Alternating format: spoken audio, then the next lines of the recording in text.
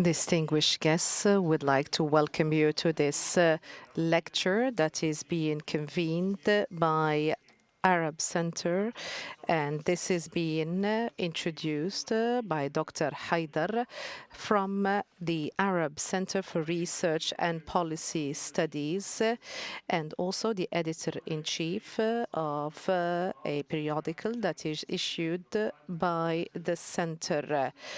And Dr. Haider also, he issued a thesis in 2021 about modern Arab studies, also in 1996, and he has worked in a number of think tanks in Baghdad, Beirut, and other countries. And also he covered issues such as Arab developments, and also he worked in a number of other issues such as planning, and also in cooperation with Dar al-Hikmah and UNDP. And also he's issued and authored a number of articles and also a study about CSOs in Iraq in 2010. And also he reviewed the translation of Haider Saeed's book, and he has authored many other books about the nation state in Iraq in 2009, and also he's conducted another research in 2008, and also about literature and the representation of the world, the historian and the state, another article that was published in 2021, Jaish al-Mahdi, also From Weapons to Peace, and also he's written in sociology in a periodical Siyasat Arabiya, Arab policies in 2021. So he's going today to talk about a political and conceptual history of the term Arabian Gulf. And this is a book that concentrates on the identity of the GCC, the competitiveness and conflicts between Iran and the Arab world. So there have been a number of incentives for the building of identity, not only in the GCC, but also in the Orient, as it had been indicated in the summary of the lecture. So we'd like to give the floor to Dr. Haider to present his lecture, and after that we're going to open the floor for questions and answers. Distinguished guests, ladies and gentlemen, Dr. Osama Albaker, I would like to thank you very much for the kind presentation. I would like to thank the kind audience present with us here for coming and attending this lecture. This is going to be the culmination of an effort that was carried out for months. So when we follow the political context that led to the rise of the term Arabian Gulf in modern Arabic literature. So at the beginning, I was thinking of writing a short article of about 4,000 to 5,000 words, but my work expanded, and some of the paragraphs I'm going to not read them, but what is important for me is to present to you the main thesis that I underlined in my paper, and I hope that this paper is going to be published soon. So the prevailing trend when it comes to competitiveness, when it comes to the Persian Gulf as a term that includes a political discourse that includes a lot of polemic, and also it talks about the validity of such name as opposed to an alternative name that reflects the will of people. So what this paper aims to achieve, it aims to search in a number of political contexts. And in order to do that, we have looked into literatures written in the Arabic language in the 19th and beginning of 20th century. So the beginning of such name did not come from an incentive, which is to decide upon the identity of such name that is shared by between the Arab countries and Iran. So it is not a conflict of geostrategic perspective, although this has taken cultural dimensions. So this concept was established due to a number of needs that are rooted in our identity, not only in the GCC countries, but in the Orient as a whole. Al-Mashriq, when we talk about Egypt, Iraq, and the Levant. So we're talking about the Grand Orient or Mashriq. And my paper does not aim to look into the etymology or the roots of such kind of concept throughout history, or in which which civilizational concept or context it had been established. So there have been a number of references that I leaned on, even in the polemical context that I talked about. So what I aim to achieve in this paper is to reflect the expressions that have been used when they express or they try to identify the GCC up to the concept of the Arabian Gulf. So this is not a kind of a normative incentive or to try to use one concept at the expense of another concept or to choose one historical concept at the expense of another concept. They try to look at the historical and social dimensions whereby they try to establish justifications for such choice. This concept that had a political dimension where we try to look into the theoretical dimension of understanding identity. These are not only exclusively historical dimensions. So the choice of such concept, the conflicts and polemics and the political context are one component or a number of components within one dynamic.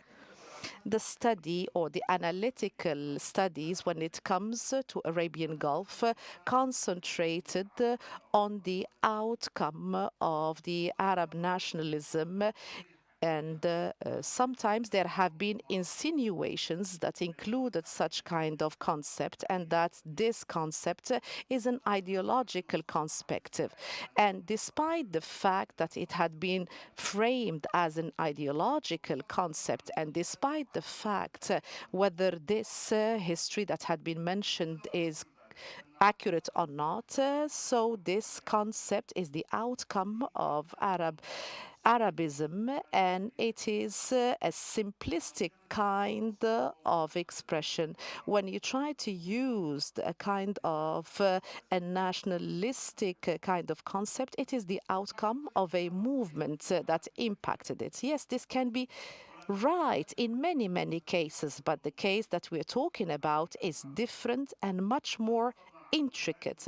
In addition, we cannot justify and not necessarily say that this is due to philosophical necessity. When we talk about the rise of the Arabic movement, this perhaps should not be a necessity. And as a result of that, I started thinking about this research paper based on this concept, particularly when the researcher started consulting texts and documents that do not necessarily agree with this definition. So this is how the thought or the idea behind this paper started.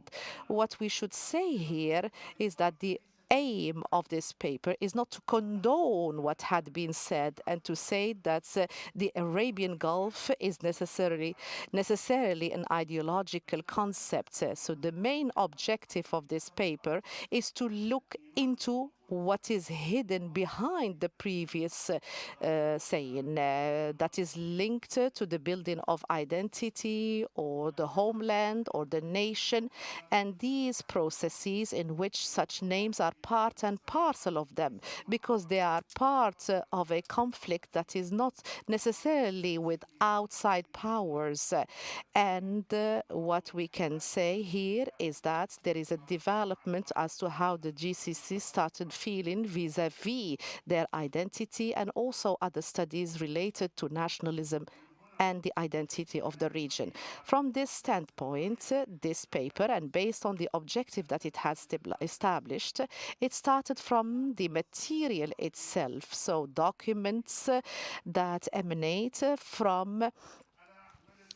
the development of this and identity in the colonial documents.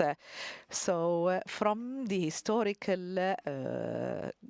dictionary, so we have seen the different colonial contexts, and I was able to read a number of articles and books that have been written in the second half of the 20th century and the beginning of the 21st century. And these are personal efforts that I exerted. Until now, I have not decided how I will include this in the final draft of this paper. In fact, I looked at hundreds of different texts and I started plotting a chart for the beginning of using this term and how it has developed. Are not base this on the geographical distribution or in which country this term was used and for how long, or in other words, the historical context. What is of concern to me more is the analytical part of this narrative. In the PowerPoint, I'll just display some texts. This, in my estimation, was the first use, according to our colleagues who were in charge of the project of the Arabic dictionary. This is by Muhammad Farid Wajdi of the Encyclopedia of the Century in the 7th volume. Muhammad Farid Wajdi in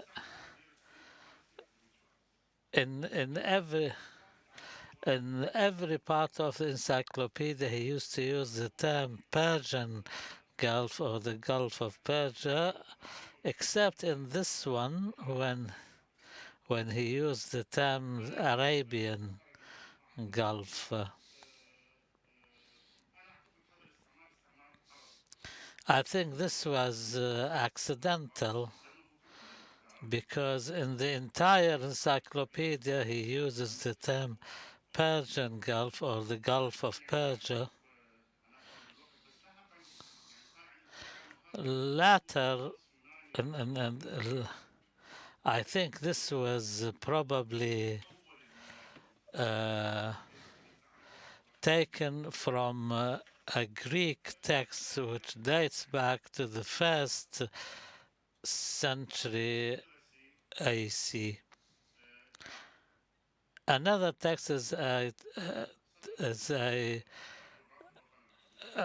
book from the Iraqi curriculum about the geography of the Arab world in 1938. And at that time, they didn't have a board which used to write the text for the curriculum, the books that children use. They used to commission authors and then they approve the text. The first thing I noticed, this is a book which was published in 1938. This is the second edition, and the first edition was in the same year, and this is the map the book uses, but they use the term the Gulf of Basra. If I have time, I come back later to this. I'll be talking about 4 eras or phases or stages, and I'm here talking about the Arabic text. The Gulf of Basra has never formed a phrase. This is an official Ottoman phrase. I cannot say it was a Turkish term because Haji Khalifa, the author of Kashf al-Dhunun, he has a book entitled كشف الأسرار في أسرار البحار, which is written in Turkish. The book was translated into Arabic. In it he uses the term Persian Gulf. So that's why it was not a Turkish term. The official Ottoman term is the Gulf of Basra. Now we see another text. It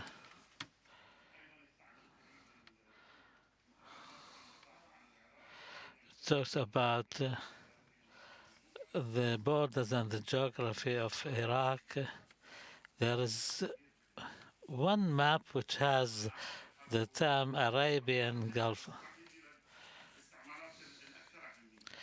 We will mention more important uses than this, but this first appearance of the in Iraqi school books in the late 1930s has an importance in understanding the dynamics of this term and how it has spread. Firstly, the official and unofficial literature of the Iraqi state.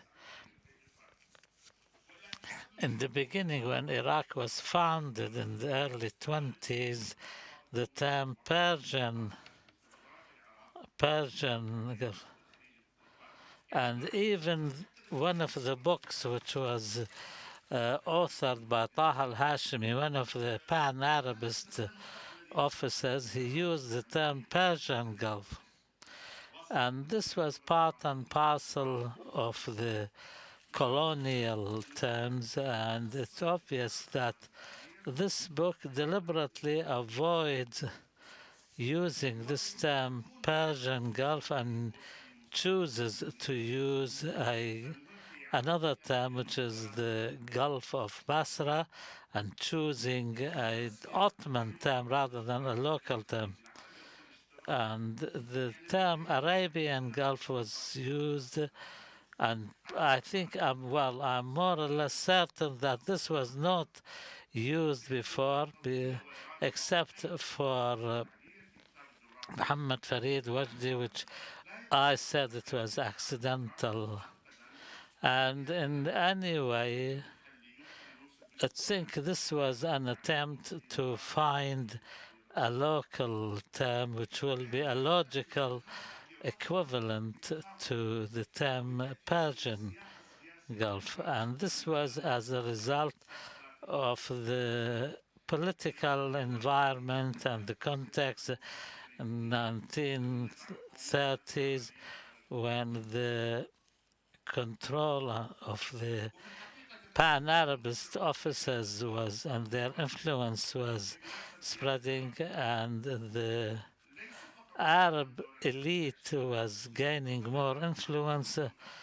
Since the end of the 19th century, when they started identifying Iraq as a political entity. This was just before the British occupation and then the formation of the Iraqi state, and the idea of the Iraq being an Arab land or Arab country. And we know there's two important books, Muhammad Mahdi al-Basir and Muhammad Amin Umar. They both wrote two reference books about Iraq's political history.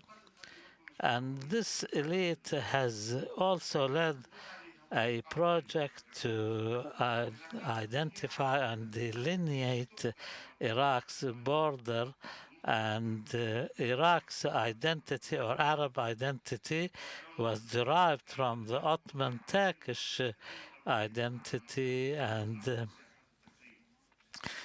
when the Arab elite was the 1930s trying to determine the borders with Persia or Iran, which is like Turkey, has many interactions with Iraq, and there are those Iraqi citizens who are of Persian descent, and then they started giving definitions of Iraqi citizenship, which does not include Iraqis of Persian descent, and the idea of the borders was the context was used to raise skepticism about Iraqi Shiites' allegiance to Iran because of the fact that they share Iran's religious affiliation. And therefore, in this context, the attempt to determine Iraq's Arab identity, so it became important to use a term which is an alternative to the Persian Gulf, and the irony here is a term, an Ottoman term, was borrowed, and for this reason, to restore the restoration of this term, to provide a local alternative, because and this, I don't want to go as far as saying that the Arab elite was upholding a Turkish project to defeat the Persian project. So anyway, in this dynamism, the Arabism of the Gulf was not intended, but the Arab nature of the Orient as a whole. For this reason, there was an attempt to establish not only on the Arab identity of the Gulf, but the nation, the Arab nation and the Orient as a whole. And because this term became more complicated and branched out later on, but they saw in the Arab identity of the Gulf the launching pad for Arab identity. There is something else I would like to allude to, and this is a text from 1932. Yunus Bahri, an Iraqi journalist, has written this, and they jointly published an article in a journal called Kuwait and Iraq with Abdulaziz Rushaid. They said, we decided to call the Persian Gulf, the Gulf of Basra, because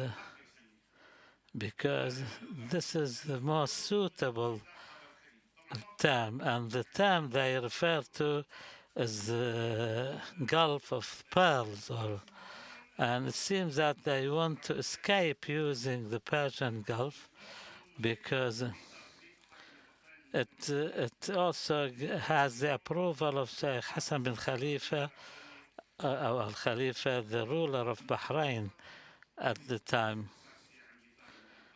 This story is not essential for my paper, but it indicates that there was a discussion to establish a federation in 1932, and this was repeated, and that is the federal or confederacy, federation or confederacy, and all of this does not include Saudi Arabia, and only refers to Kuwait, to the coast of Oman Sheikhdom. And the Arab elites were skeptical vis-à-vis this project. They thought it was a British conspiracy to gain control of this area by placing it under one administration or unit. The other text, this is a book by a Syrian lawyer, Faisal Adma,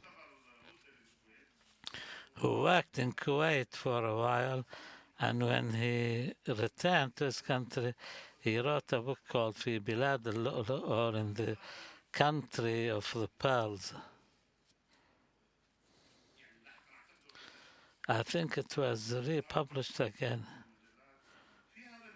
In this book, in the introduction, it says, Kuwait is an Arab emirate, is furthest north of the Gulf of Basra, and we must not use the term Persian Gulf from now on because the Arab coasts are longer than the Persian coasts on the other side. Now we go to the most important era when this term was used. This was the era when the magazines in the Gulf led this phase, and the pan-Arabists and leftists in the Gulf countries led this trend. The press or journalism in the Gulf can be divided to two eras. The elite, which was linked to the rulers, and in Kuwait, the first magazine was published called Al-Kuwait by Abdulaziz al-Rashid, and in 1939 in Bahrain, a journal called Bahrain. And since the second half of 1940s, the magazines published by not the secularist modernist elites, but by pan-Arabist and leftist elite. Sometimes they were amongst the first, or the first magazine was Al-Ba'tha, and here I think there was interaction between the Gulf elite and the elite in the Orient. This magazine was published by the Kuwaiti students who were sent on scholarships to study in Egypt. They started the House of Kuwait, which published this magazine, and then South al-Bahrain, Abdulrahman Albaker was one of the founders. This was published in 1950 and ceased publishing in 1954. The third one was Al-Iman, which was published by the Pan-Arabist Club, which was the first. Ahmed al-Khatib, Ahmed al-Saqaf, and Abdulaziz Hussein were amongst committee, which the editorial committee, editorial board of this magazine. This is the cover of an issue in 1946. In the map, it clearly states Arabian Gulf. I'm only giving examples here. This is an article in the South al-Bahrain when it talks about sea journey to the Arabian Gulf. This is a map, was taken either from South Bahrain or Al-Batha. It clearly says Arabian Gulf. This is an article entitled They Asked Me About Kuwait. Here, in the same period with the first appearance of this term, this was a transition period whereby they used to say Arabian Gulf and in brackets the Persian Gulf, as if to say that we are replacing one term with another. This is from Al-Ba'tha. this is a book by Ahmed al-Sharbasi, who's an Egyptian Azhari Sheikh. He wrote this book entitled Ayyam al-Kuwait, or The Days of Living in Kuwait,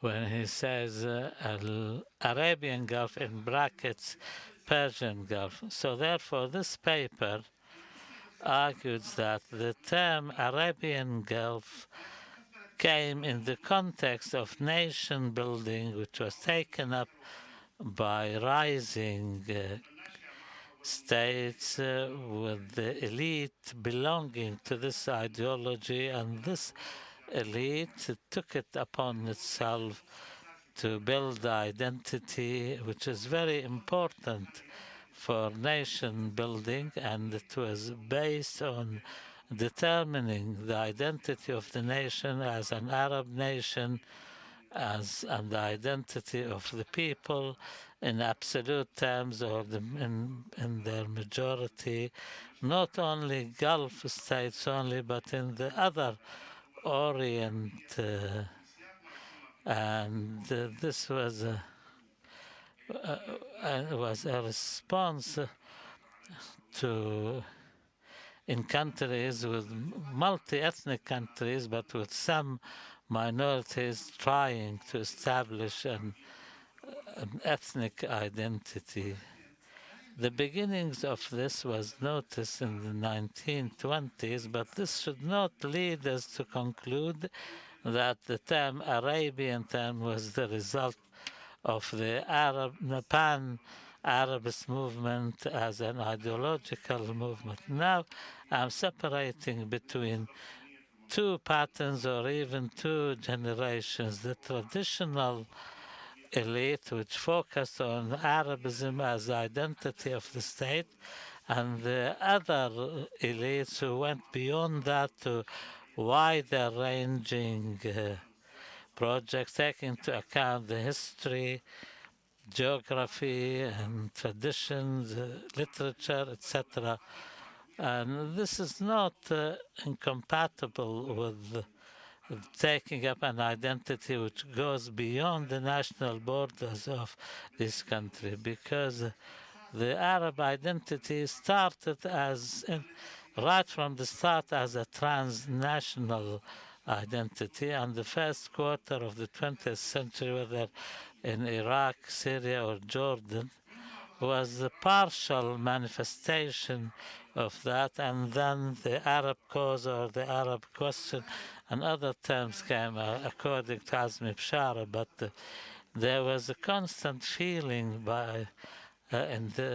within the Arab elites that the Arab identity is part of a bigger identity, and whether we're talking about just belonging, but and exceeds that to building a unity. So therefore, it's not correct to focus on Arabism as the identity of the emerging state. In my estimation, there is a very fine line separating between this narrative and changing Arabism into an ideological undertaking. I think mixing the two levels or two types obstructs our ability to understand the expressions towards building an identity. Maybe this requires more work and more effort, and I have to separate here. And similarly to another work I did on the 1920 revolution in Iraq, I had to take into account the inner fighting between pan-Arabist officers like Nur Saeed, who was pro-British, and others who were pro-German. You cannot put them all in one basket and call them pan-Arabist. So for the purposes of that paper, I discovered that there was different reasons for this quarrel between them. So the term Arabian Gulf was born within the first elite with the formation of new political entities, although the second elite captured that and used it. And it's important here to refer the distinguish between Gulf elites and the other Oriental elites which will be involved in nation building in both areas. In the Orient, these elites started with the struggle against Ottoman hegemony, and their efforts were not confined to positively build an Arab identity, but to build it against a Turkish identity. And I talked about the idea of borders with Iran. On the other hand, the Gulf elite were not concerned with that because of the weakness of the Ottoman presence in the Gulf. Now I'm basing this on the feeling that the cultural interaction in Iraq and Iran, between Iraq and Iran, was more involved than the Gulf areas. But the response, I said, I was told that there's no comparison between cultural interaction between Iran and the Gulf and Iran and Iraq, although there are citizens in the Gulf who originate or descend from Iran.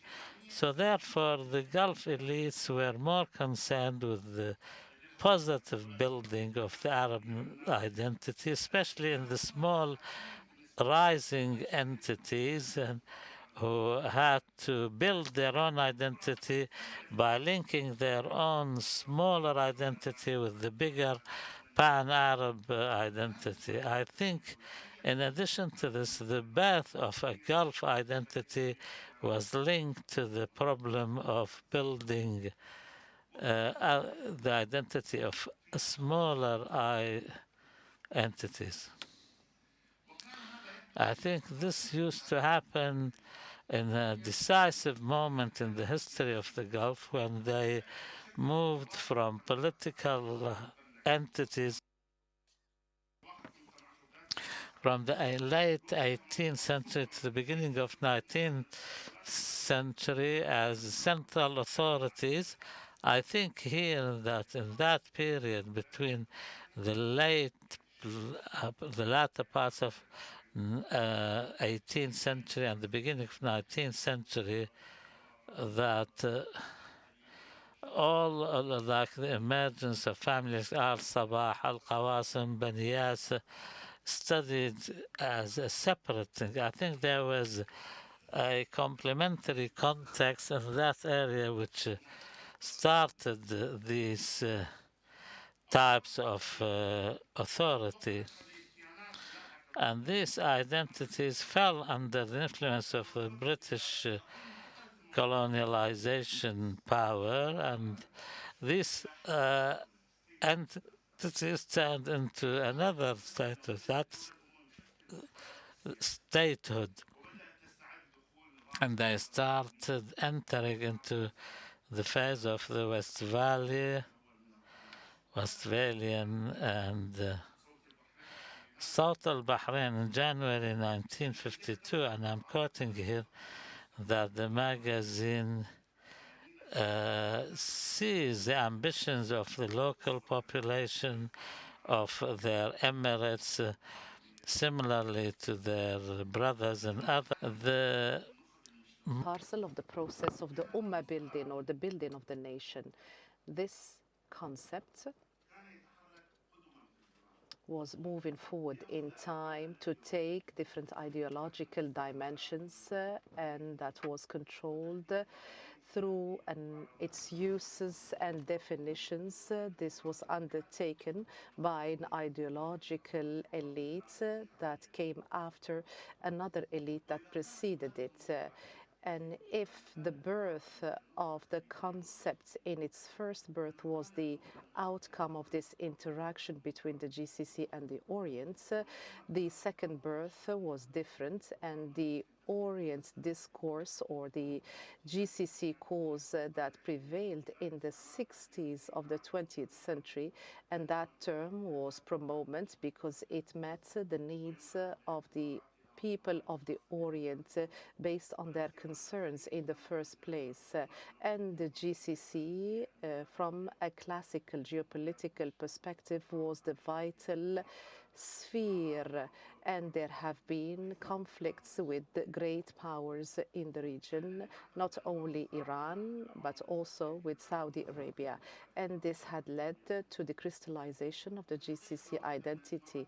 And one of the interests of this paper is to follow how the republics of this region have used this term and have called for the use of such term. And there have been a number of base documents based on which we have seen the establishment of the ideological era that was established by Syria, Iraq, and Egypt, and not by other regions in the Arab world.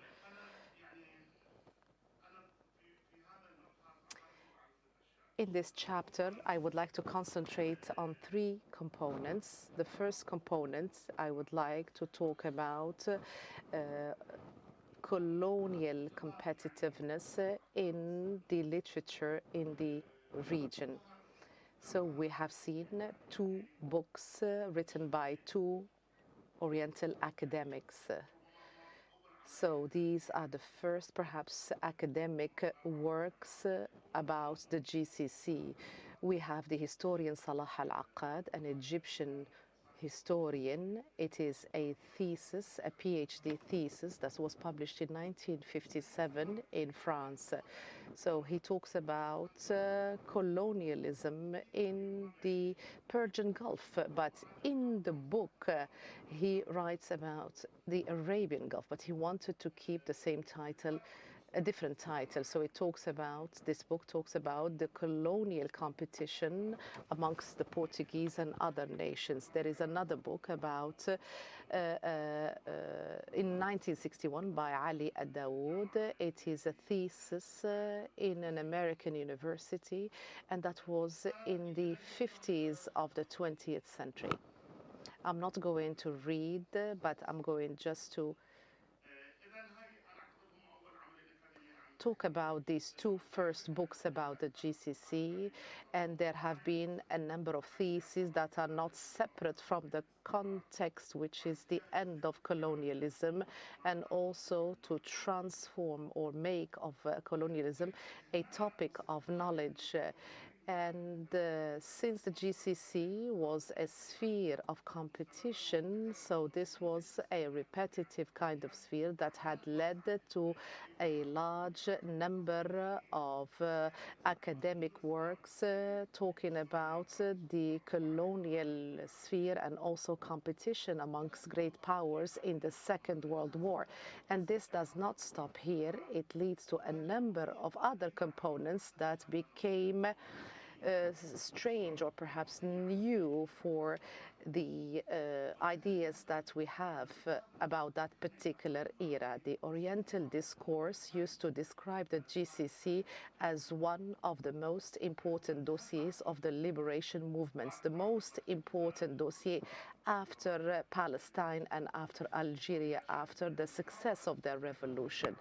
And the dossier of Palestine is a very important dossier, and the GCC was a manifestation or metaphor of Palestine, a grand metaphor, and I'm going to talk about this point later on. And here I would like to talk about a number of contextual factors. I would like to talk about the British interference and intervention in Oman. And also I would like to talk about a number of authors, Arab authors. The republics of the Orient have supported the system or regime of al-Imam at the expense of the Sultanate of the of the system or the regime of the Sultanate, and the continuous developments that took place at the time, particularly the Yemen Revolution and other revolutions in 1965, in addition to other developments. These have led to the will that some wanted to have the GCC as a basis or base for the leftists, and this had led to the fact that some of the people in the GCC have joined a number of leftist groups, and so many looked at the GCC as a promise or a sphere that constitutes a promise for the leftists. So there have been a number of British references that talked about this region where we're going to see the leftists expand, particularly after the development in education and culture and also the middle class and so on and so forth. The third point that I would like to talk about is Palestine's second story. So this is an article by Mahmoud Al-Alam that was published in 1965. I'm going to be brief in this particular section. And due to the rise in Iranian position, and after the Second World War, up until 1957, and due to the relationship between the Arab countries and Iran. And after the relationships were severed with Iran, and the direct reason was due to the fact that Iran had established relations with Israel. So during that period of time, there have been a new discourse in the Orient. So this article talks about the Arabism of the GCC is at risk. This is the title, or this was the title of the article. And it has become clear during that period that there was an Iranian conspiracy in order to constitute a change in the demographic makeup of the GCC, as it was the case in Palestine. And the most important text is this one. This is a book of about 150 pages, and it was issued in 1969 when Britain announced its withdrawal and before the independence in 1971. So the Student Union of Kuwait, without mentioning the name of the author, so the text is, and it is clear from the title of the text, they're talking about the GCC, or the Arabian Gulf, the second Palestine, or the second Palestine. This was the title of the book.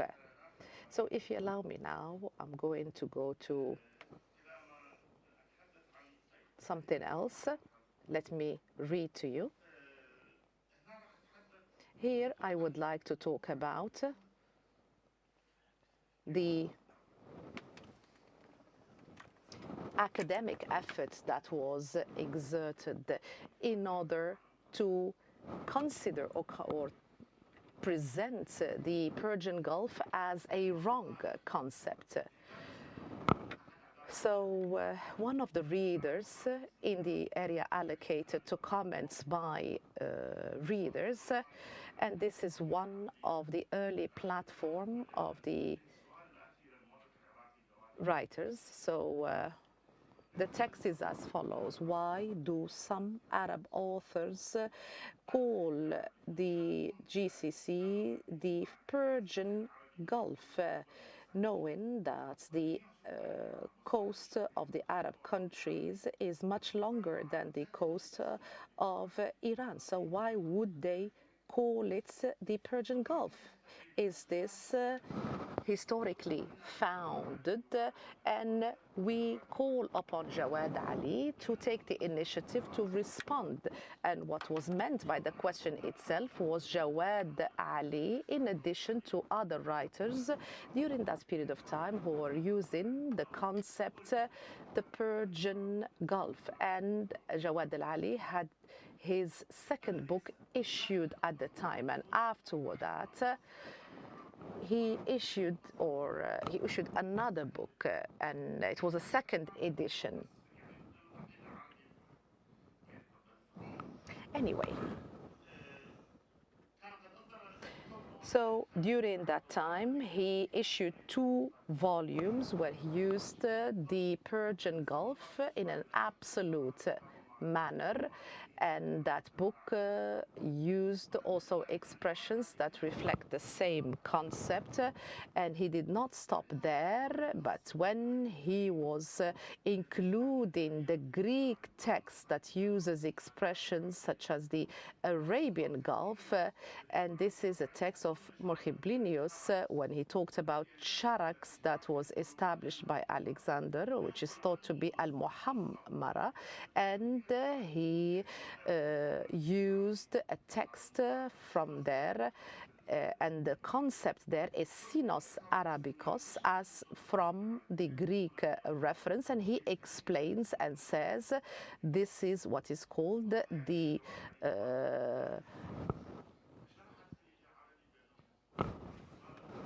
Persian Gulf or the Basra Gulf, and this had led to denunciation because it came by somebody who is nationalistic. So the basis is that the book was part of a trend amongst pan-Arabists who wanted to revive the Arabic history. So they talked about pre-Islamic era in the beginning of the book, and Jawad Ali did not respond directly about this denunciation, but they had the first part that was issued in 1968 when the Persian concept completely demised in the 50s of the 20th century, except in some of the literature that was written either in Iran or by Iranians. So what has been written in Al-Mufassal is that he puts this concept in a relative perspective or framework when he talked about diverse colonial contexts, including the civilization of Mesopotamia. So this area is known in Greece as Sinos Persicos, and this term was used also in modern literature as well. So in Iraq there had been different seas, Bahr al-Shuruq, Bahr al-Mur, Bahr al-Malih, and in Al-Mufassal he used the Persian Gulf as a Greek expression, and after that, how was this argument built? So the reader tried to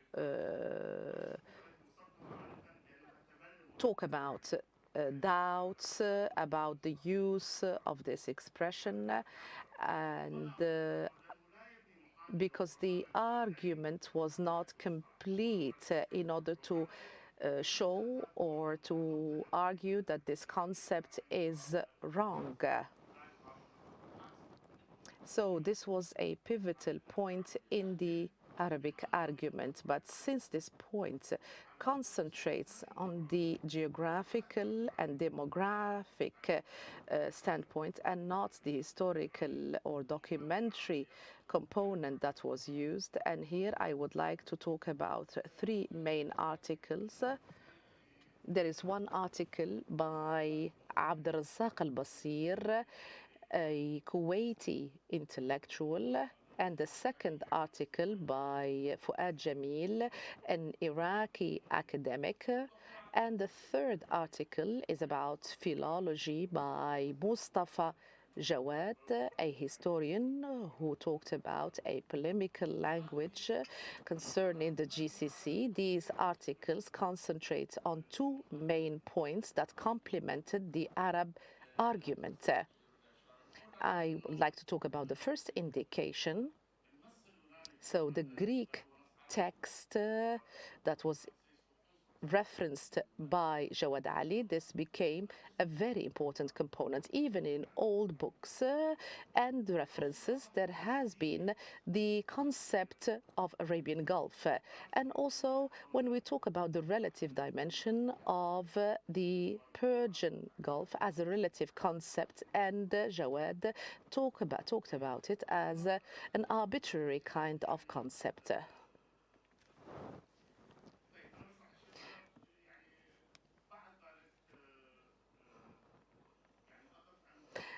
I would like now to talk about another theme, how the knowledge about the GCC, how was it institutionalized? And after that, I would like to talk about how the expression the GCC used from a geographical to a political sphere. This is a very, very important point. I have taken too long. I know that. I was not able to control the many, many ideas I have, as it is the case always. But I'm going to be brief here.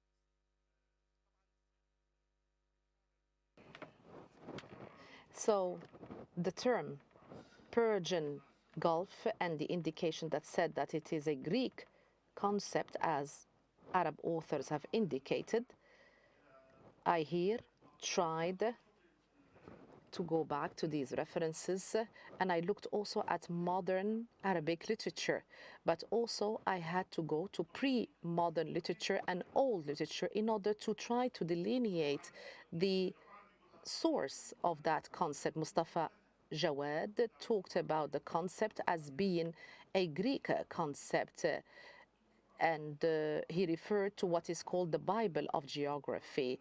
And there was a copy of that book in Greek, and it was translated into Latin in the 15th century.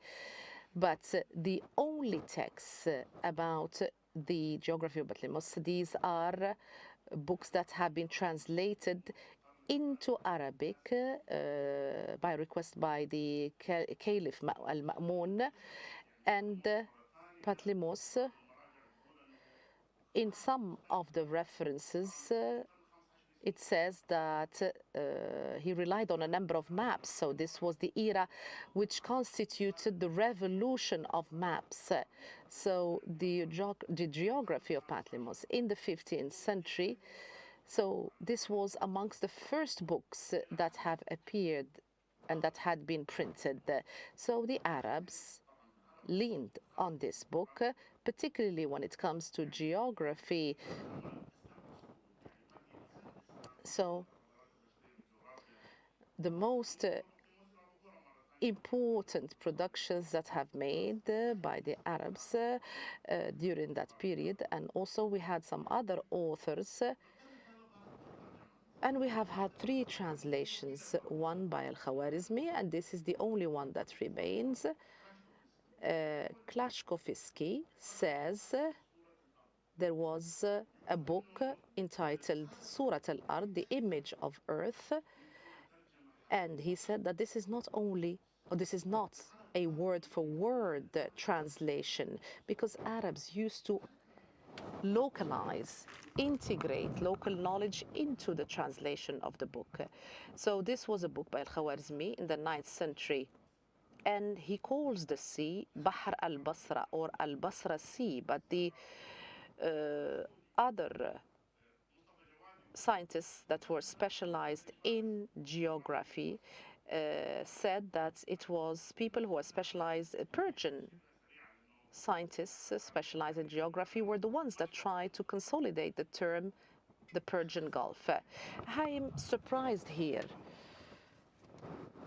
So writers such as Mustafa Jawad, why was he concentrating only on the concept of the Persian Gulf and not concentrate on the concept of the sea? When you go into Islamic literature, this sea used to be called the Persian Sea and not the Persian Gulf.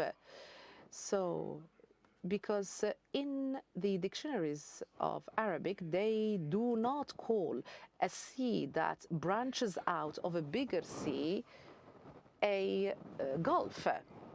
And the concept of Khalij or Gulf started with Ahmed ibn Majid in the 15th century.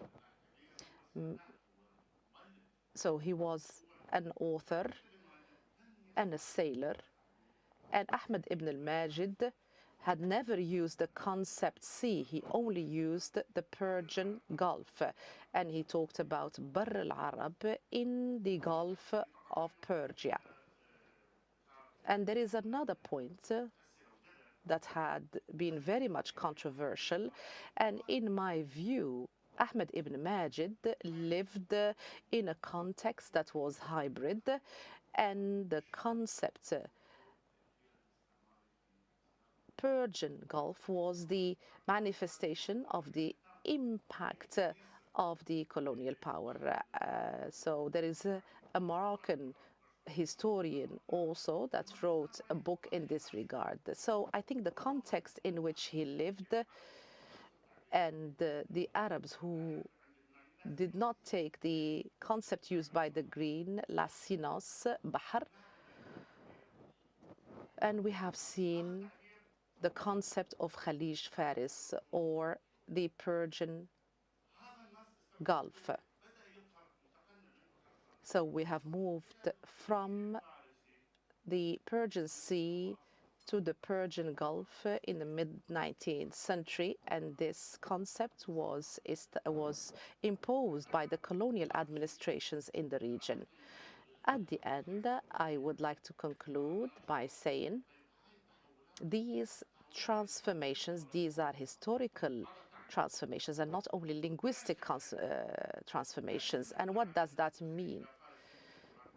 We cannot say that this is only the outcome of the British colonialism.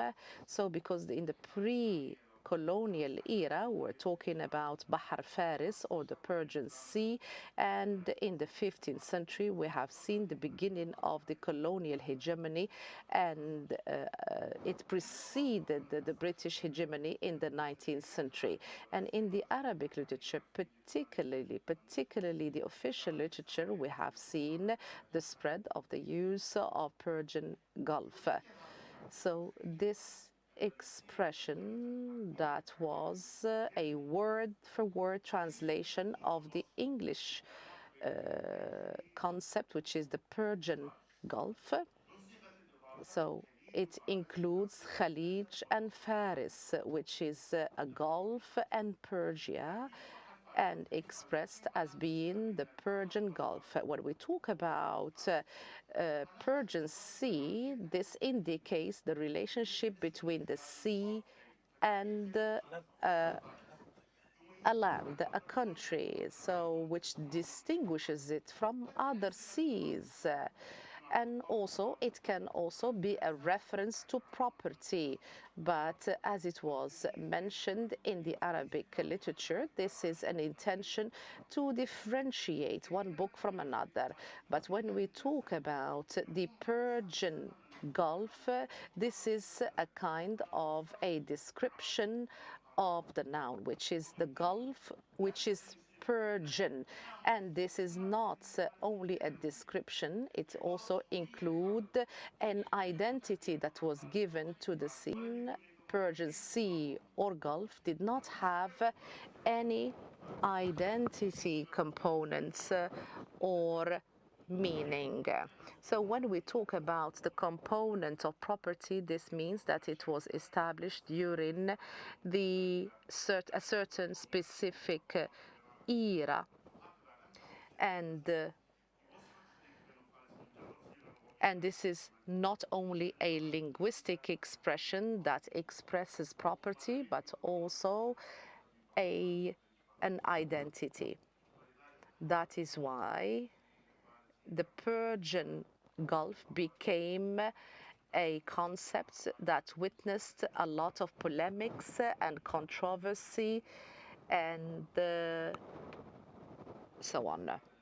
And based on the demographic nature on both sides, and this was part of the building of an ummah and an identity. Thank you so much.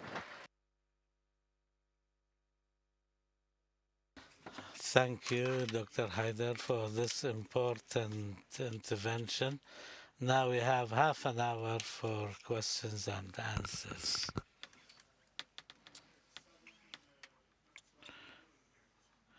Let's take one question from this side. Thank you very much for this valuable lecture, Dr. Haider. We benefited a great deal. You took the historical aspect for the beginning of this term, and you also took into consideration all these sources. And also in your introduction, I was in Florence, in Italy, on the in 2018, in May 2018. I was invited to a conference in Venice. I visited Florence. I came across a map and I published a picture of it in my Facebook page, which dates back to the 10th century. And in the description of this map, it says that the map is from the 16th century. Some date it back to the 10th century. Anyway,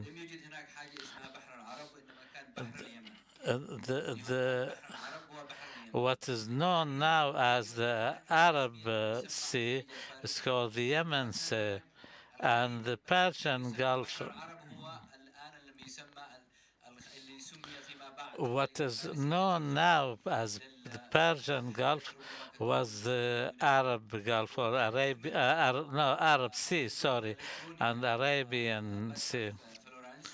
You can visit the website of the Florence Museum and you can see the maps.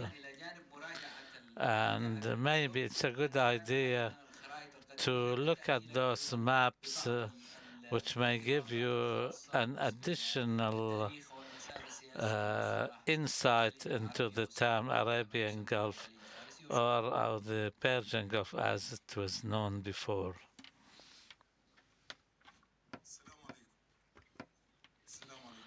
Assalamu alaikum. First of all, thank you very much. It was very enjoyable. And I hope that will give us, the moderator will be as patient with us as he was with you and give us more time. You talked about the Rum, Kulzum, Persian, it is known that Arabs used to give the name of a sea to the people who live on the shores of the sea, and this is one way of looking at it. The other way is political, historical, social, to what happens between Korea and Japan. What the Japanese call the Sea of Japan, South Korea calls the Eastern Sea, and the North Korea calls it the Korean Eastern Sea. Thank you. Thank you.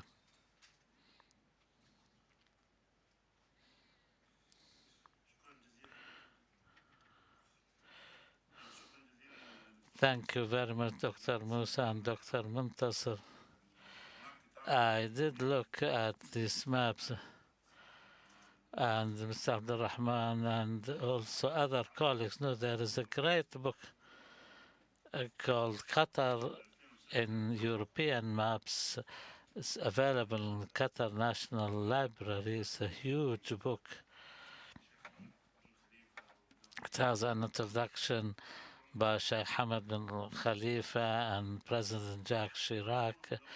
It was supported by Total, which gives images of all the maps relating to Qatar. When you say Qatar, you mean the Gulf. And with the revolution of maps, charting, drawing in the 15th century and started Muslims, we cannot say that he was behind them, but they tried to fill the gaps, and some used Arab knowledge to fill these gaps. By and large,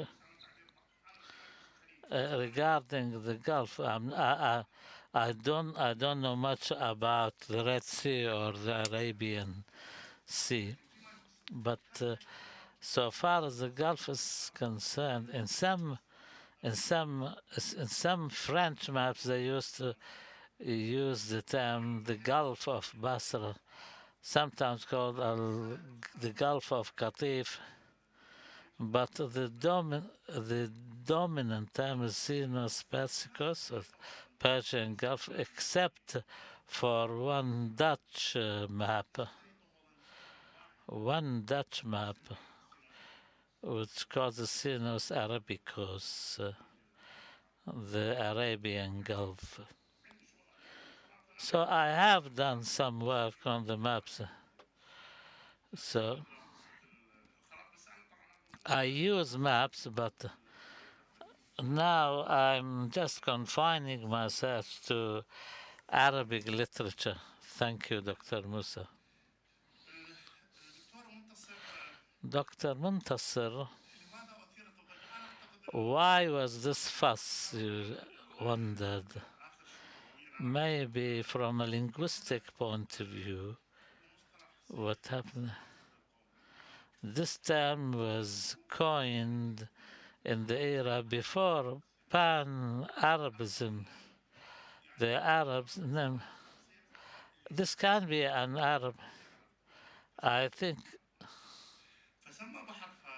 maybe it was called the Sea of Persia.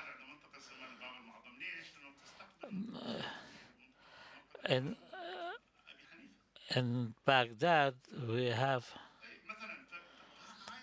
one of the gates of Baghdad is called Bab al-Mu'azzam because it faces to Imam Abu Hanifa's tomb. So we cannot say that the Sea of Persia means necessarily it's an Arab Gulf because we have no proof that this was an Arabic name. Maybe the Greeks used it and the Arabs accepted it in the age of nationalism and you are a linguist, you know. This became to be looked at as a nationalist term. So therefore, the areas who live in, the people who live in this region and this countries could not accept that. So hence, this conflict arose. So if we try to match that with the reality of the population, the people, when I was talking with Mr. Abdulrahman, when you talk about the population, they mention or they point to the eastern side, but they don't give any details about the migration to the western coast. Even the eastern coast were occupied by Arab people, but the Arab argumentation tried to refer back even to the old text. Thank you for mentioning the Sea of Japan. Maybe it's important for me to. This is an eye opener to look into other similar conflicts.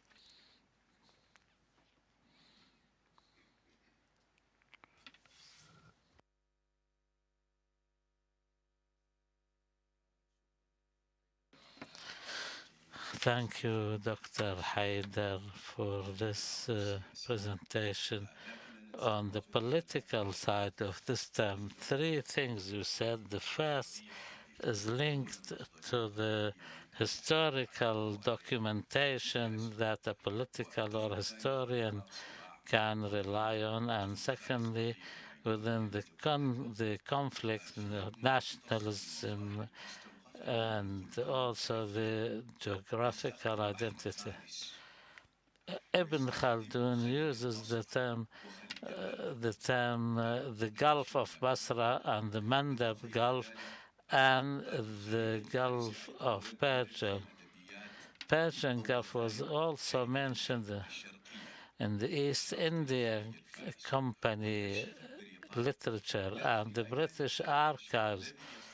But what is striking is all the official correspondence by Gulf rulers with the East India Company. They used the term Persian Gulf. So there seems to be more than one dimension in play here. First of all, what happened with Iran during the Shah era, when Iran's orientation was more towards Persian nationalists, and now I remember the Indo-Persian company's archives when they wanted to sign agreements with the Gulf sheikhdoms, and they became more sensitive in using the term Persian, but they even wanted to change, even a debate to change the name from the English Persian company to the English Arabian country. As for the latest era, I think we have to distinguish between the writings by academicians who studied in Britain and the Arab nationalist writers, because the British archive says Persian Gulf, and you as an Arab writer, you cannot argue by using the Arabian Gulf, and even the school books you have to be revised.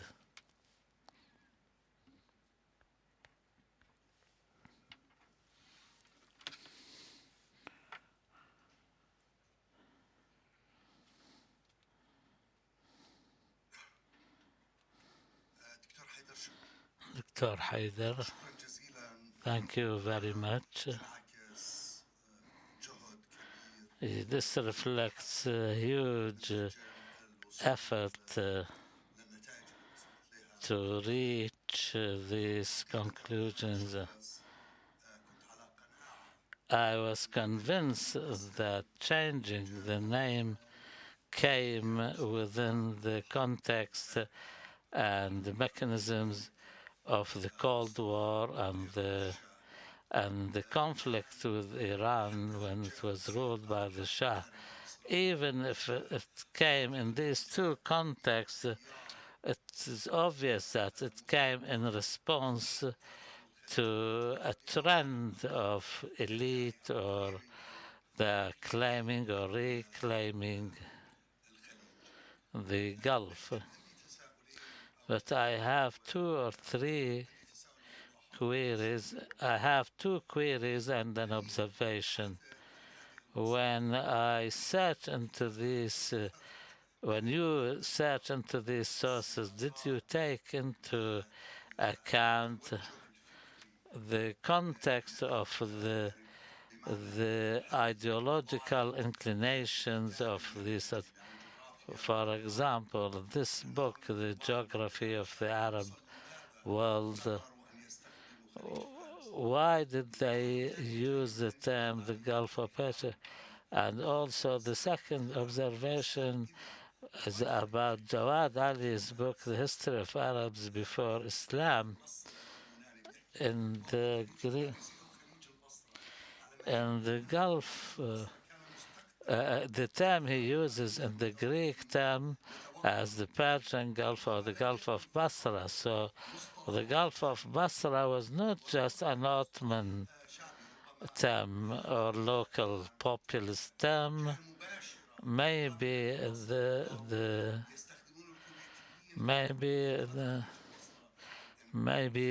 used by the Kuwaitis or whatever. My observation is it the difference between pan-Arabist and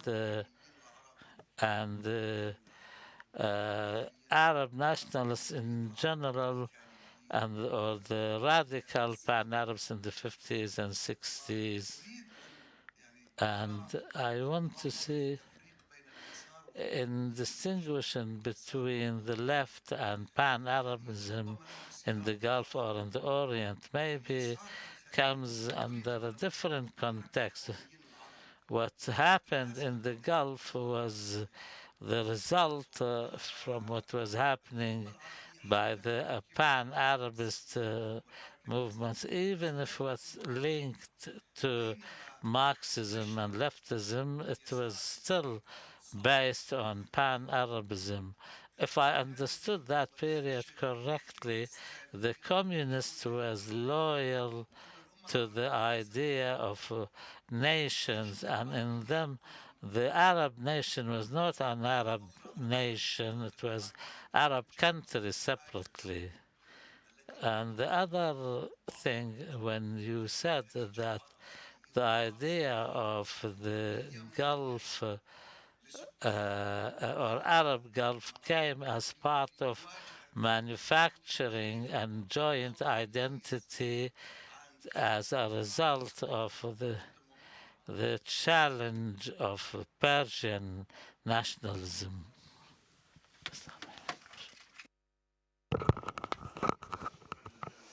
Thank you very much, Dr. Ahmed. Thank you, Dr. Mohammed.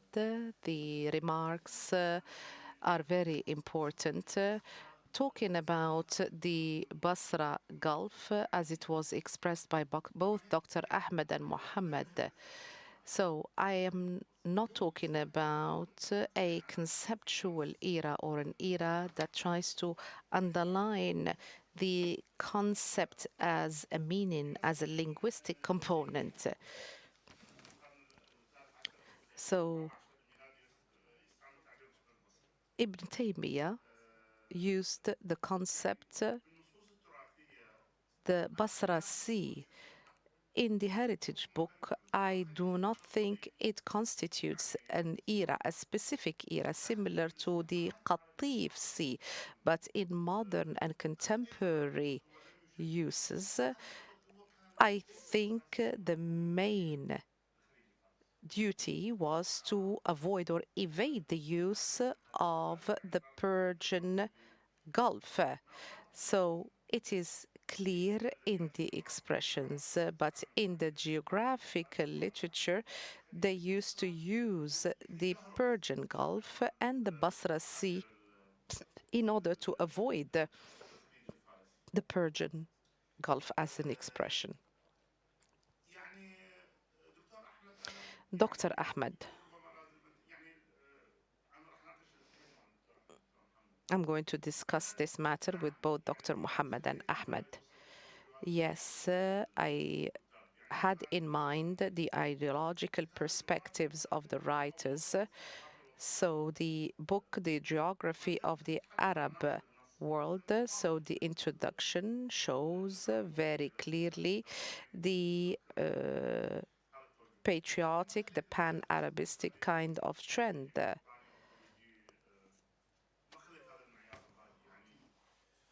So I did not take into account whether they graduated from Britain or not. And even when you look at the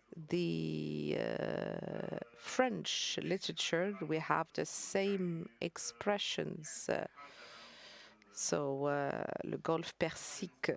So this is the point that I wanted to underline. So from this platform, in January 2020, I talked and I said, I'm going to speak as an Iraqi. And I said, the battle, the real battle in Iran is to seek independence when it comes to the Iraqi will from the Persian will. So our battle is not about the concept or the name. I agree with you that the Arab pressures have led to the use of the Arabian Gulf. Yes, internationally we have the Persian Gulf, but the Arabic pressures have led to the use of Arabian Gulf in some American circles, and this has led to so many Iranian protests. There is a book that was issued in English in 1957 under the title The Persian Gulf. I didn't have time to analyze and read the book in detail in order to see how it was in disparity with the context that prevailed at the time. Dr. Muhammad, I did not comment about the link between the concept and Abdel Nasser. Perhaps this is mentioned in some of the English references. Abdel Nasser, I think his era came after the concept was already established. After severing relations with Iran in the 60s, and there was animosity that was very clear. So there was a campaign in 1964 in the Arab League, and that campaign sought to unify the use and standardize the use of the Arabian Gulf in the Arab world. And Abdel Nasser led this campaign because he was warning against the change in the demographic makeup in the GCC. And perhaps as a result of that, this story was linked to Abdel Nasser.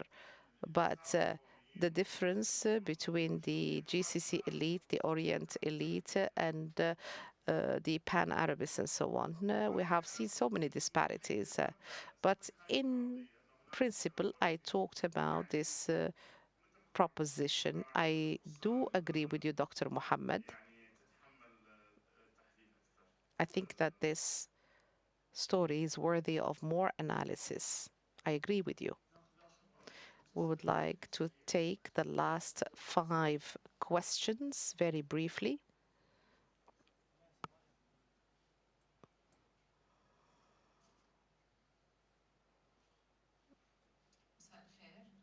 Good evening. I was about to talk about impartiality against women. I had a completely different view about the Arabian Gulf as a concept. So when a concept is imposed or is used, I always link it to the political perspective or dimension. That is why, based on what I thought and based on my readings, I thought that it was imposed by the colonial powers. But you talked about the institutionalization of knowledge about the GCC. So this is very important indeed when we talked about the consolidation of the concept of the Arabian Gulf and linking it to a political expression. So now we see that the Arabian Gulf had been put in a very limited kind of context.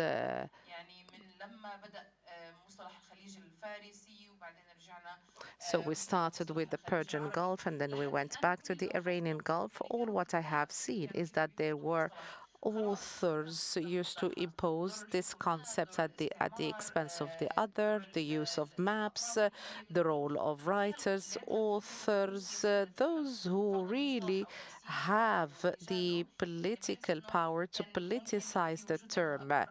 So perhaps based on what had been said in your paper, we have all these ideas. So the references are huge references. Some of them are old references. So perhaps we need to have access to your paper to read it and analyze it properly.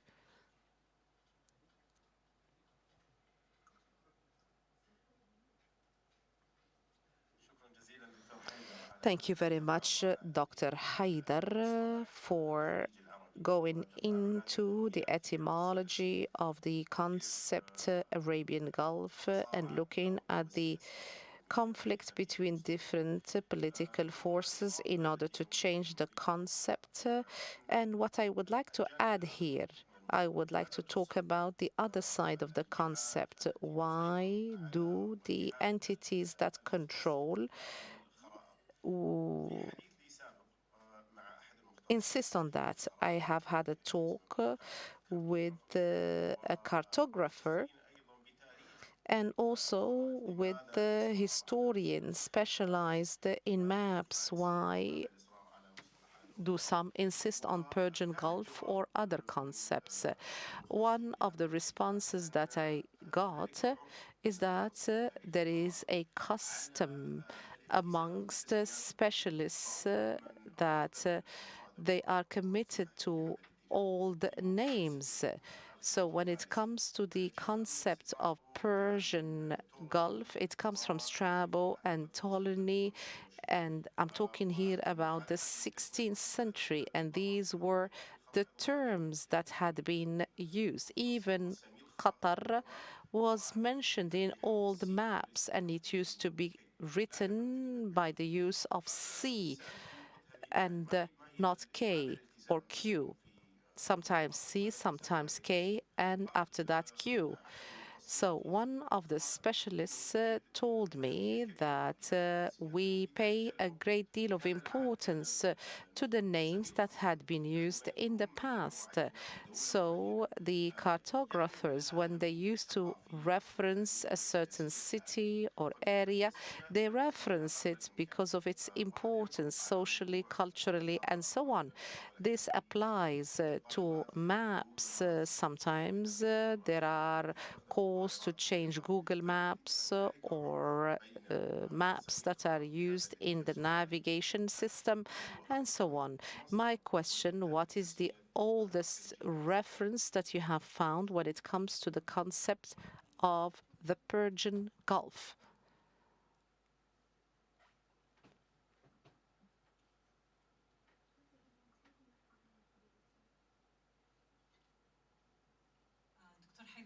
Dr. Haider, thank you very much. This is not one research paper. This is a project of a book, many, many research papers in one. I have a comment and a question. At the beginning of your intervention, you said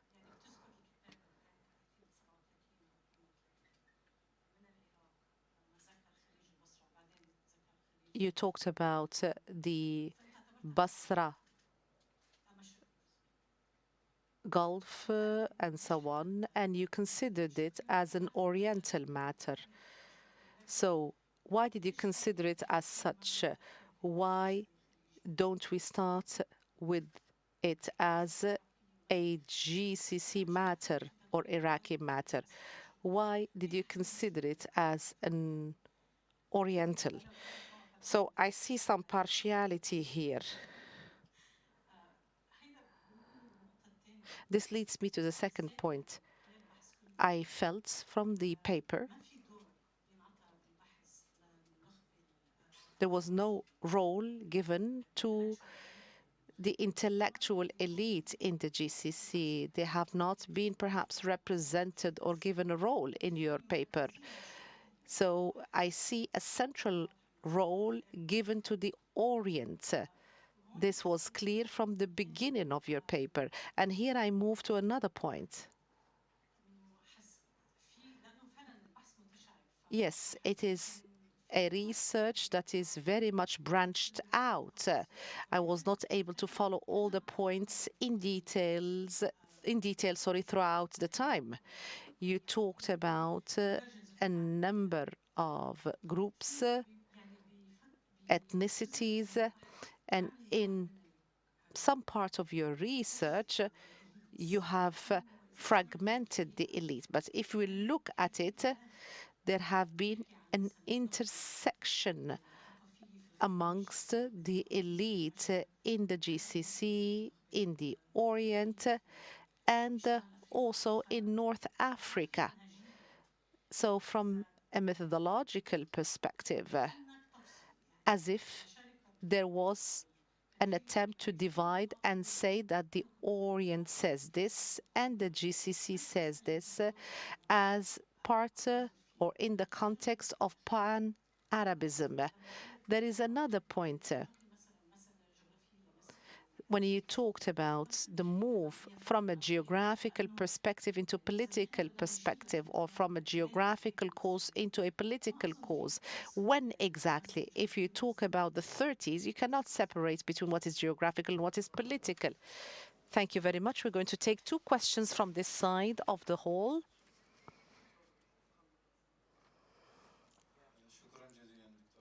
Thank you very much, Dr. Haider, for this valuable lecture. I have an observation with regard to the concept or the name. You started from the Greek era, and we have left 900 years of the Islamic State. So the Persian Gulf as a concept was not there. There was Bahr al-Arab, the Arab Sea, Arabian Sea, and the Basra Sea. And as it was expressed, Ibn Khaldun used to reference Bahr al-Arab, the Arab Sea. So we're talking about 900 years of history that represents a half of the timeline. And also the Roman maps, due to their disparity with the Persians, most of their maps, they reference the Arab or Arabian Sea. So there are some other maps that date to some civilizations in Iran. They did not talk about the Persian Gulf. So we are trying here to defend the idea that it is a Persian Gulf that we are trying to Arabize or give it an Arab dimension. It is an Arab Gulf, and it is the Persians who are trying to take and change the concept due to a number of factors. And it is an Arabian Gulf and not a Persian Gulf. Thank you very much, Dr. Haider. Thank you for this lecture that took us far away in history and far deep in history. There is a saying in Tunisia, من سماك أغناك. Those who name you, give you a certain name, they enrich you. They reflect certain symbolic dimensions, meanings through giving you a name. So when you carry out or conduct research about the name given to a certain thing, entails that you should carry out research about the entity, the person, the subject that presents the name or that suggests the name. You talked about the names, the concepts, but what is missing is who does that. I think that the history of eras is the history of the power that prevailed during that era. And reflecting or revealing those stakes during those eras is the writing about the forces, the powers that prevailed, and the tools that this power had, the tools that their intellectuals used. So the history of names from a geostrategic perspective is the history of the powers that prevailed during that geostrategic period. Talking about the Pearl Gulf, I think from an anthropological perspective, is very important because all gulfs, people live together in an interactive way between the two banks. That is why I think that museums in the GCC, people in the GCC, their attire, their clothes, their features reflect the history of the Gulf that includes the two sides, the two banks of the Gulf. And Khalij al-Lu'lu' or the Pearl Gulf reflects this idea very, very clearly. So if we put an end to this ethnic conflicts or ideological conflict, perhaps we can go back to Khalij al-Lu'lu' or the Pearl Gulf. Doctor, if you can go very briefly. Thank you very much. Thank you for your observations.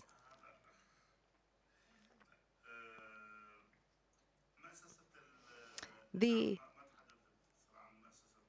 the institutionalization of this concept. So since the 60s and the 70s, we have seen in the republics of the Orient, we have seen a number of academic institutions that are specialized in the Gulf. So they conducted research in many themes, amongst which to prove this argument.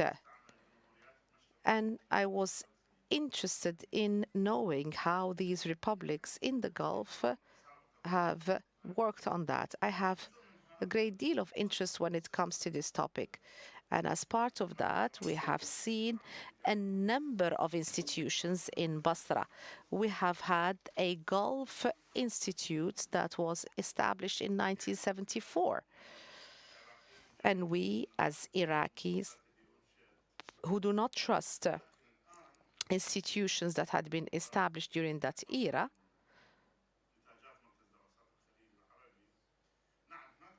yes, we have to say that there is an ideological dimension and there is also a knowledge content. So this institute have produced a great deal. So here we can talk about details given about ministries of information, about many other references as well. Yes, there is an institutionalized dimension or an institutionalization dimension.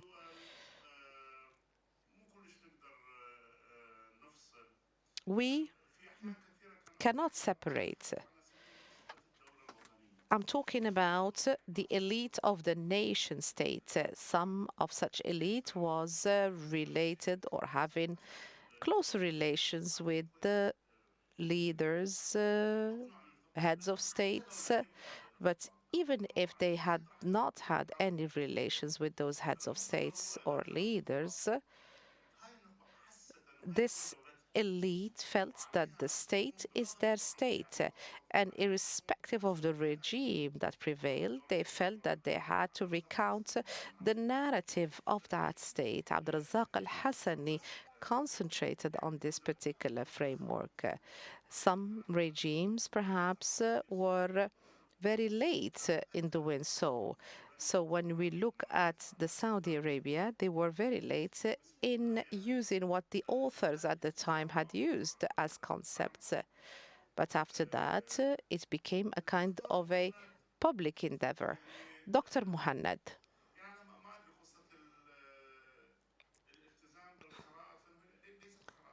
when we talk about maps,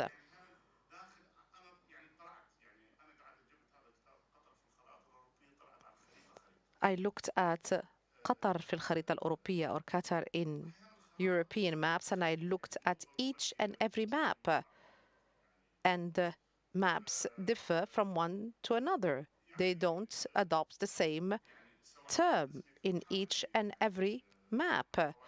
Even the names of seas around us, there are differences. Yes, there is some consensus, but also there are differences that date to an older period of time. So the oldest use of Sinos Persicus, the Persian Gulf, there is a consensus that this was a Greek kind of use or expression.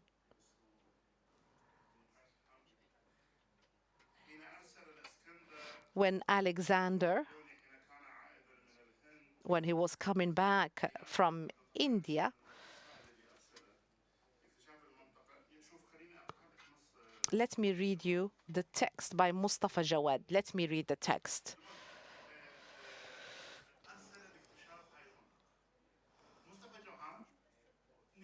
Nirchos. Yeah, sometimes it's written with a K. Thank you, Dr. Ahmed. So Mustafa Jawad said that he did not see the western coast. So he used Sinos, which is the Persian Gulf or the Gulf of Persia. So it is not the name that was given to the civilization of Mesopotamia.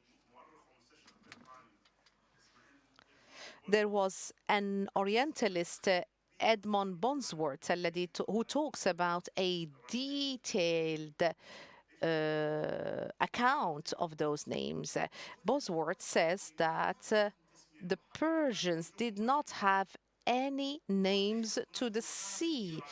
In old Persian documents, the sea did not have any name.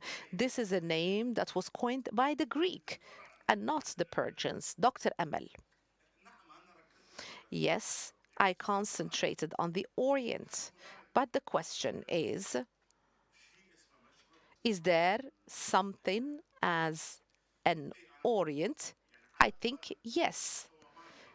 At least at some point or level in the discourse, we can perhaps reflect a certain level of unity when you look at discourses between Iraq, Syria, and Egypt. I talk about this from a discourse analysis perspective. When I talked about the three periodicals or magazines and spheres, I talked about Sot al-Bahrain that used to be printed in Beirut in Dar al-Kashaf or al-Kashaf house. And also talked about the articles by Abdulrazak al-Basir. But what I said, and even the ideological area, yes, we cannot sever and differentiate. I said that the role of the Orient was much stronger during the ideological era. So perhaps Ahmed al-Khatib was the writer or the author when it comes to the Student Union in Kuwait and what I talked about.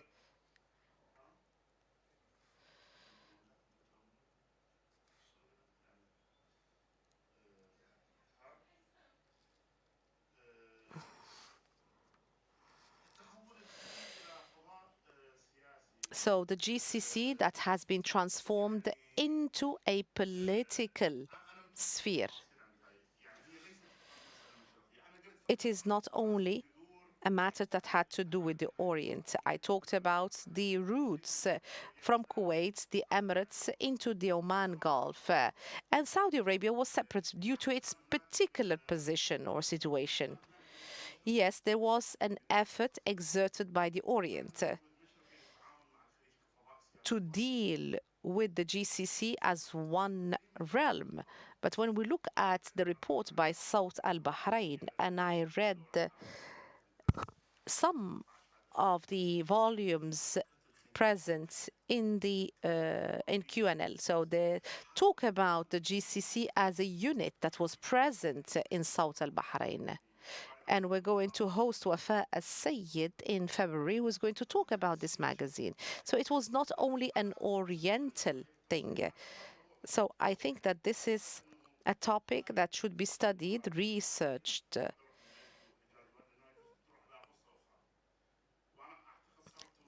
I think with the advent of the GCC or the appearance of the GCC, I think the matter became different. I think that this is a topic that is worthy of research. The prevalent name was Bahar Faris, or the Persian Sea. معجم البلدان, or the Buldan Encyclopedia, for instance, نصيب الدين الطوسي, all of them use the same term. So that is why, as part of this argument, everybody was talking about the term Bahar Faris. And I do disagree when you said that this is a reflection of power. The Ikhmeni state, even at the height of its strength, did not have such an expression. There are a number of European maps that talked about Sinus Arabicus when talking about the Red Sea.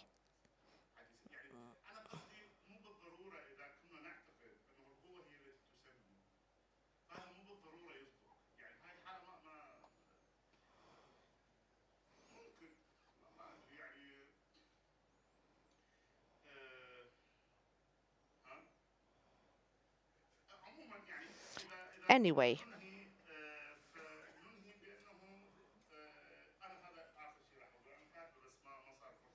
so this is what I wrote.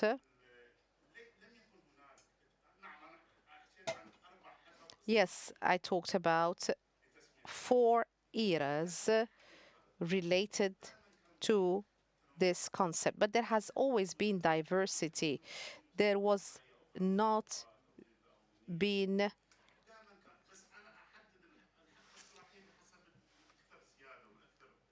great differences, but the disparity is that in the Arabic literature, there has not been any agreement except when it comes to the Arabian Gulf. Abdulmasih Antaki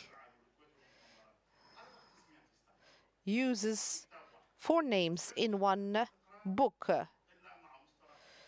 and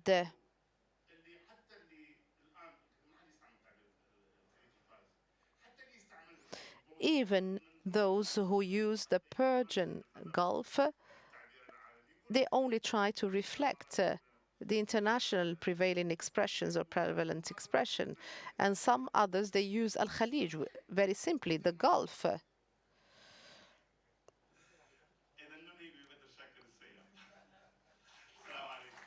Thank you very much. We would like to thank you, distinguished guests.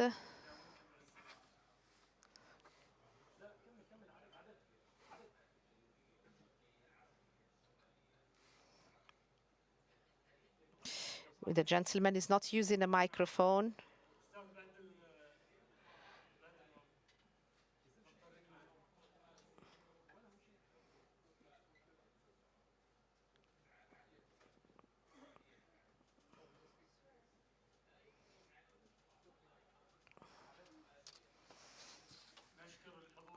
would like to thank our distinguished guests for being with us, and I would like to invite you to the next lecture on the 8th of